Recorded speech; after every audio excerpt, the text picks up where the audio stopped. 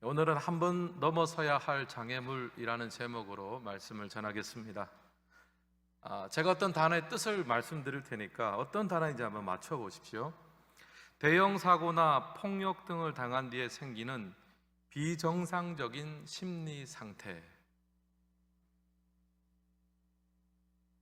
어떤 단어입니까? 트라우마. 잘 맞추셨습니다. 전쟁이라든지 자연재해라든지 대형 사고, 이런 큰 참사를 경험했을 때 사람의 신체와 또 정서적으로 트라우마를 입게 됩니다. 증상으로는 갑작스러운 불안감, 또 공포, 무력감, 또 어떤 경우에는 수면 장애까지 시달리면서 나중에 심해지면 정상적인 일상생활이 불가능할 정도로까지 어려워진다고 합니다. 이것이 이제 트라우마입니다. 오늘 이거 말씀해 보면 이제 이스라엘 백성들이 다시 한번 가나안 땅에 입성할 기회를 얻었습니다. 처음에 출애굽 1세대는 하나님에 대한 원망과 불신이 가득해서 한 38년, 거의 40년 동안의 광야 훈련을 다시 받아야만 했습니다. 이제 그 광야 훈련을 다 마치고 출애굽 2세대들이 이제 다시 가나안 땅에 입성을 허락받았습니다. 하루라도 빨리 들어가고 싶을 거예요. 하지만 에돔 왕이 자신들의 영토를 지나는 것을 허락하지 않았습니다. 그래서 이스라엘 백성들은 저기 멀리 우회로를 선택하게 되었습니다. 에돔하고 전쟁을 할 수는 없거든요. 그래서 우회로로 선택한 길이 바로 아바림 길이라는 곳입니다.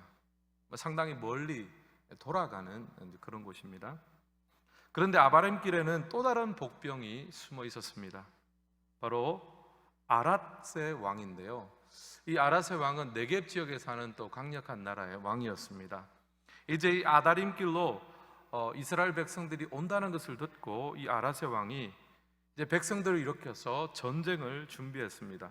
그리고 전쟁만 준비하는 것이 아니라 실제로 이스라엘 백성들을 쳐서 그 중에 몇몇을 사로잡았습니다.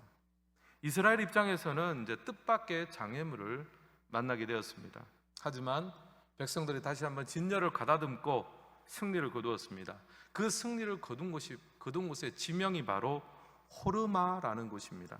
3절을 보면 그곳 이름을 호르마라고 하였더라라고 나오는데요. 근데 여러분, 이 호르마라는 지명은요, 예전에도 한번 나왔던 지명입니다. 민수기 14장 43절에서 45절 말씀 우리 같이 한번 읽겠습니다. 아말렉과 가나안인이 너희 앞에 있으니 너희가 그 칼에 망하리라. 너희가 여호와를 배반하였으니 여호와께서 너희와 함께하지 아니하시리라 하나 그들이 그래도 산 꼭대기로 올라갔고 여호와의 언약궤와 모세는 진영을 떠나지 아니하였더라. 아말렉과 산간지대에 거주하는 가나안인이 내려와 그들을 무찌르고 호르마까지 이르렀더라. 아멘. 여기 호르마라는 지명이 나옵니다. 호르마는 어떤 곳이냐면요, 출애굽 1세대의 실패와 관련이 있는 지명입니다. 출애굽 1세대들이 원망과 불평이 가득해서 결과적으로 하나님의 심판을 받고 가나안 땅에 들어가지 못했습니다. 38년, 거의 40여 년 동안 광야를 떠들면서 훈련을 받았습니다. 근데 그 하나님의 심판이 선포되고 나서 이제 그 출애굽 1세대들은 광야로 다시 돌아가는 게 싫었습니다. 그래서 모세가 반대하고 하나님이 함께하지 않는다, 그렇게 말리고 경고를 했음에도 불구하고 막무가내로 우리가 그래도 올라가겠습니다, 우리가 그래도 한번 해보겠습니다, 죄송합니다 하면서 막무가내로 산간지역으로 올라가가지고 가나안 사람들과 싸웠습니다. 결과는 대패였죠. 철저하게 깨어지고 도망쳐 나온 곳의 지명이 바로 호르마입니다. 그러니까 여러분, 이 호르마라는 지명은요, 이스라엘 사람들에게 있어서는 굉장히 끔찍한 지명이에요. 거기서 전쟁에 실패하고 또 하나님 앞에 또 거역하고 40년 동안의 광야 훈련이 시작되었던 곳입니다. 일종의 트라우마 같은 지명입니다. 호르마 그러면은 그때 우리가 완전히 실패를 하고 광야 이 여정에 또 출발이 되었던 곳, 절대로 그곳으로 돌아가면 안 된다, 이제 그런 트라우마가 있는 그런 곳입니다. 다시 입에 올리고 싶지 않은 곳 호르마. 그러나 가나안으로 가려면 한 번은 넘어가야 될 장애물 호르마입니다.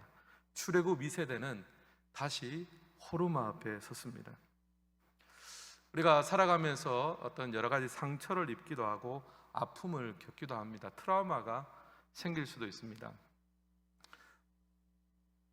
심리학자 중에 이제 예전에 프로이드라는 사람이 이제 이 트라우마라는 것은 누가 어떻게 만들어지느냐, 과거에 내가 받았던 상처와 아픔이, 그리고 그 트라우마가 현재 내 모습을 만든다라고 그렇게 주장을 했습니다.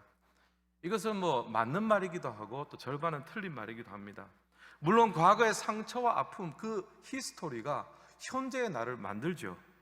하지만 과거의 상처와 아픔에 좌우되지 않는 인생도 있는 것입니다. 오히려 그 트라우마가 우리 삶의 목적과 신앙적인 성숙을 이루는 그런 영적인 재료가 되기도 하는 것이죠. 사랑하는 성도 여러분, 오늘을 살아가는 우리에게도 호르마가 있습니다. 트라우마가 있습니다. 우리 각자의 약점과 실패와 좌절의 포인트가 있어요. 한참 잘 나가고 잘 하다가도 그 지점에만 도착하면 자신감이 떨어지고 힘이 떨어지고 무너지고 마는 포인트가 우리에게 있습니다. 여러분에는 어떤 호르마, 어떤 트라우마가 있으십니까? 어떤 분들은 인간관계에 있어서 배신을 당한 경우에는 인간관계 속에서 그런 트라우마, 호르마의 약점이 나오고요. 또 어떤 분들은 돈에 유독 약한 분들도 있습니다.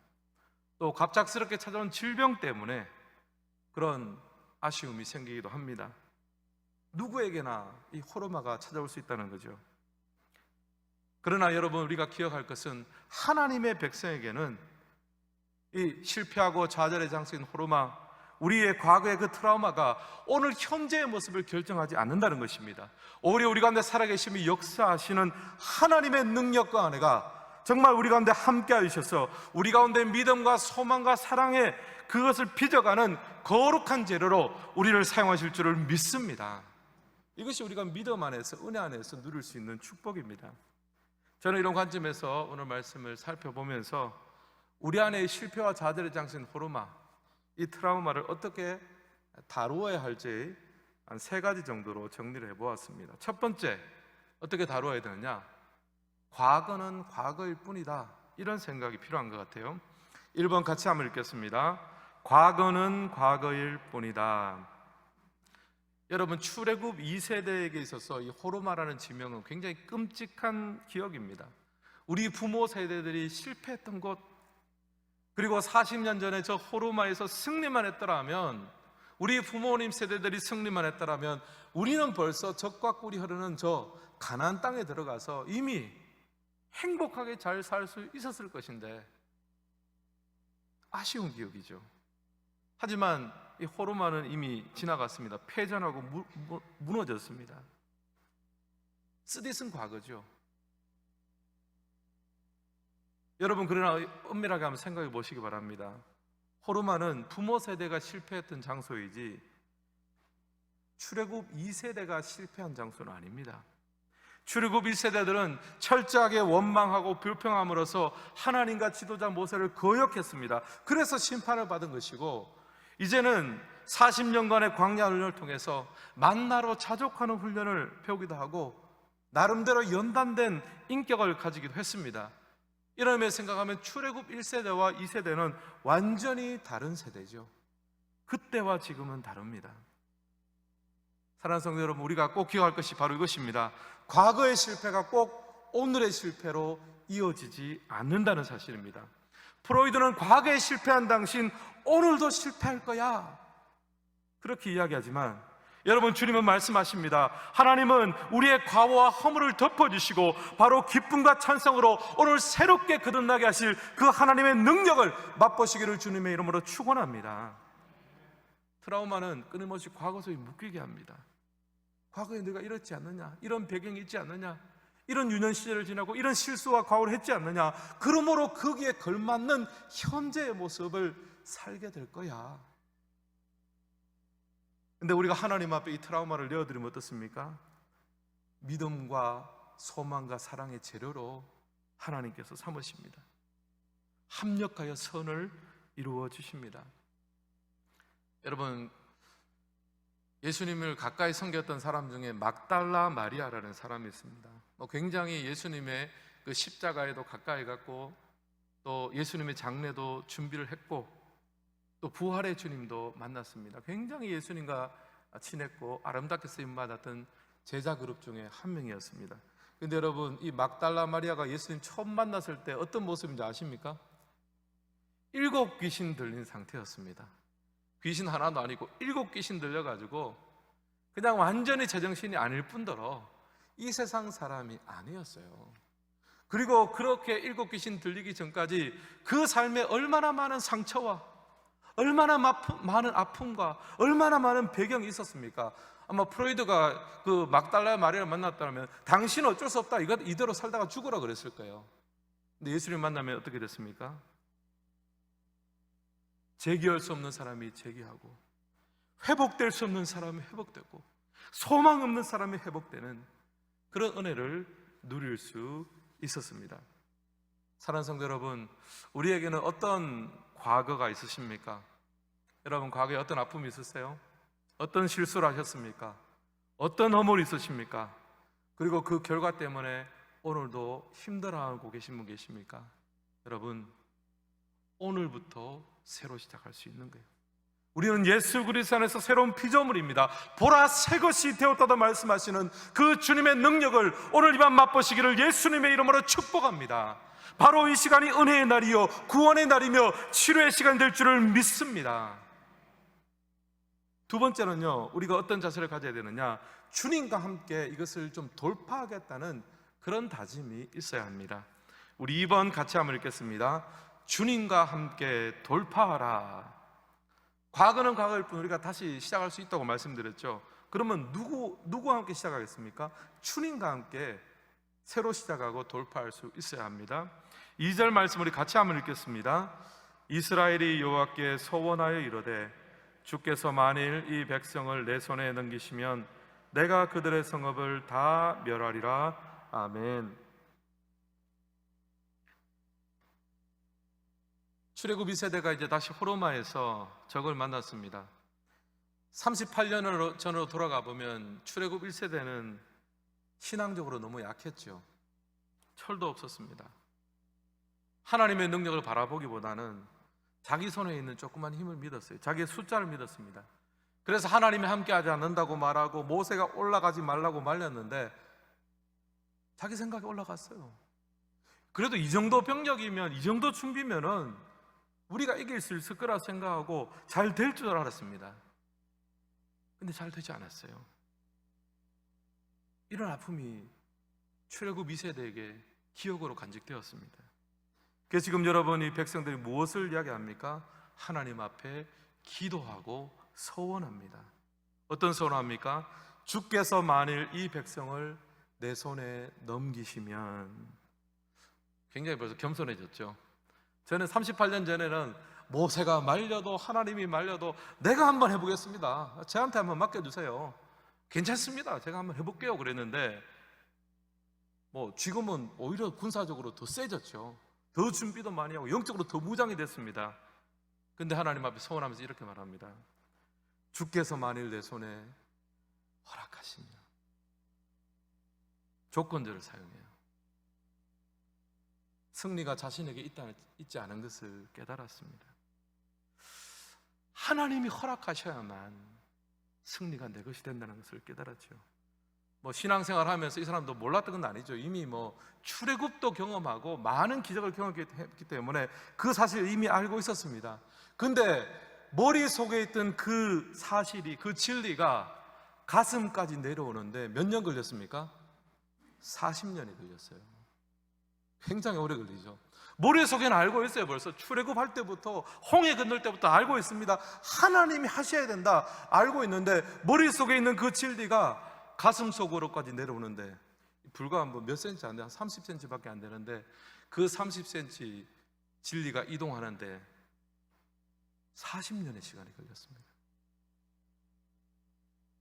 여러분은 몇 년, 어디 정도까지 왔습니까? 머릿속에 하나님이 허락하셔야만 된다, 우리 다 동의하고 알죠. 근데 여러분, 그 지식이, 그 진리가 우리 가슴까지 와서 정말 주님께서 내게 허락하시면 납작 엎드려서 하나님 앞에 구하는 이 모습,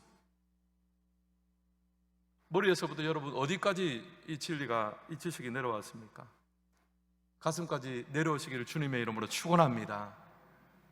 아직 목에서 좀 왔다 갔다 하는 분이 있으면 재채기 한번 해가지고 그냥 가슴으로 확 내려와서 아멘 하고, 여러분, 기왕 한번 사는 인생, 짧은 인생, 머릿속에서만 그냥 왔다 갔다 하지 말고 우리의 가슴으로, 우리의 손과 발이 주님의 진리를 나타내는 은혜가 있기를 주님의 이름으로 축원합니다. 이 세대가 그것을 깨달았어요. 그래서 하나님 앞에 서원합니다. 여러분, 서원한다는 것은 맡긴다는 뜻이에요. 완전히 맡기는 겁니다. 주님 허락하시면 감당할 것이요, 반대말은 뭡니까? 서원에 생략된 부분이 있어요. 허락하지 않으시면 어떻게 된다고요? 또 그대로 하나님 인도하심을 받겠다는 거예요. 서원은 맡기는 것입니다. 하나님과 함께 돌파할 뿐, 또 하나님께서 다른 길을 여시면 그 길을 인도함을 받겠다는 거예요. 백성들은 지금 승리케 하시면 그 호르마에 있는 성읍을 다 멸하겠다고 약속합니다. 여러분, 이스라엘 백성들의 입장에서 가나안 땅은요, 축복입니다. 얻는 약속의 땅입니다.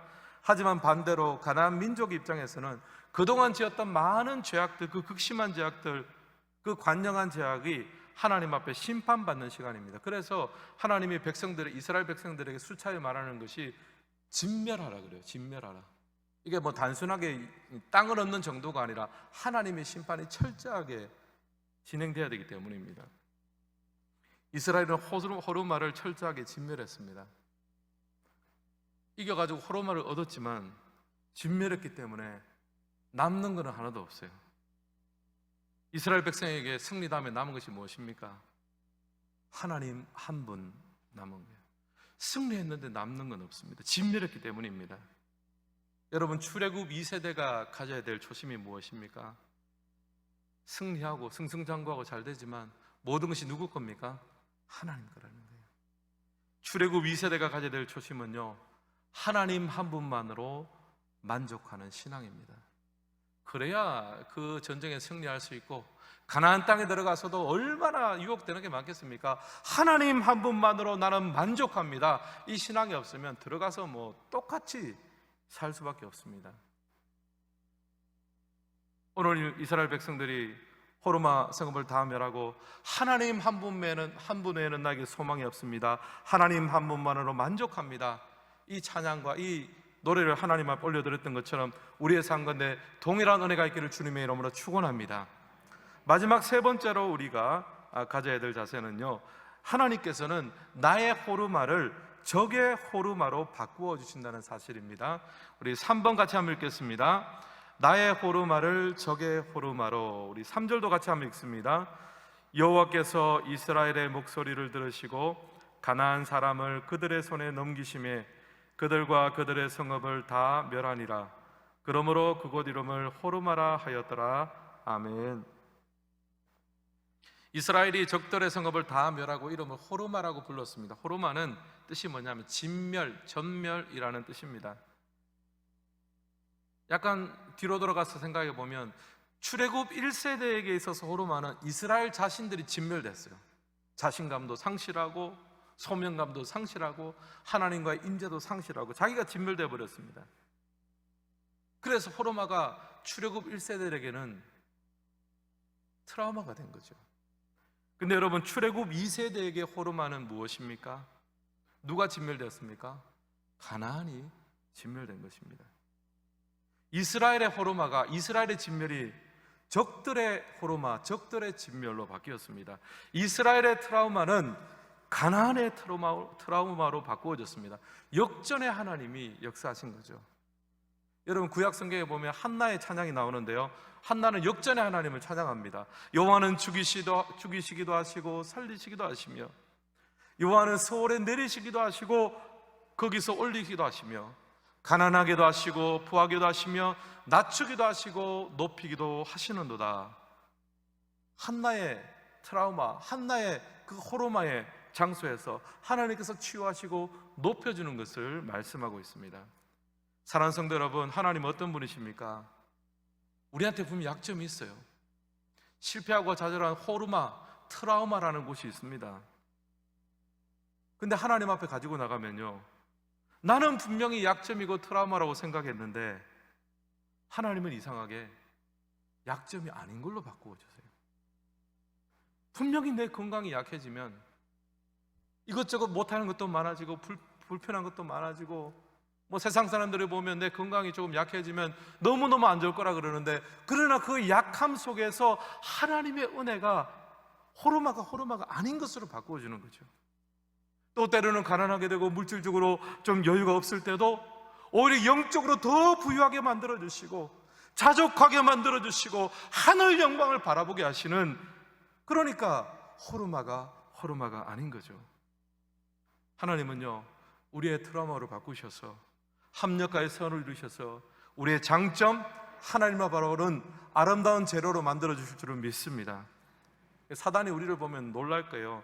이 정도 하면 포기하겠지, 이 정도 강력한 호르마를 앞에 두면 반드시 포기할 거야 그러는데, 하나님의 손길 안에서 우리 앞에 있는 호르마는 누구의 호르마가 됩니까? 사단의 호르마가 되는 거예요. 사단이 나중에 이제 우리 보면 깜짝 놀라죠. 이제 성도들하고는 내가 싸우면 안 되겠다, 이상하게 내가 아주 강력한 트라우마를 주고 강력한 상처를 줬는데 상처가 오히려 내 상처가 돼요. 내 상처라는 사단의 상처를 말합니다. 아무리 가로막아도 안 가로막혀지니까 사단에 실족하고 좌절하는 거예요. 욥기를 보세요. 욥이 안 그렇습니까? 이 정도면 분명히 넘어지고 좌절하고 깨어져야 되는데 하나님 앞에 그것을 딱 가져가니까 그것을 옆에 지켜보는 사단의 심정이 어떻겠습니까? 마음에 트라우마가 생기는 거예요. 아, 하나님의 백성 앞에서 내가 까불어서는 안 되겠다. 사랑하는 성도 여러분, 이 놀라운 하나님의 회복과 은혜의 역사를 맛보시기를 주님의 이름으로 축원합니다. 오늘 말씀을 마무리합니다. 여러분, 우리 앞에 호르마가 있습니다. 트라우마가 있어요.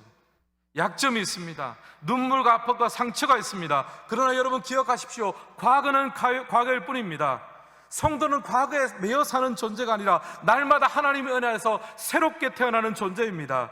그리고 성도는 하나님과 함께 그 삶의 난관을 돌파하는 사람들입니다. 그리고 하나님은 우리 앞에 호르마를 적들의 호르마로 바꾸어 주십니다. 오늘 하나님 앞에 예배드리며 기도하는 우리 모든 성도님들 안에 이 놀라운 역전의 역사가 일어나기를 주님의 이름으로 축복합니다.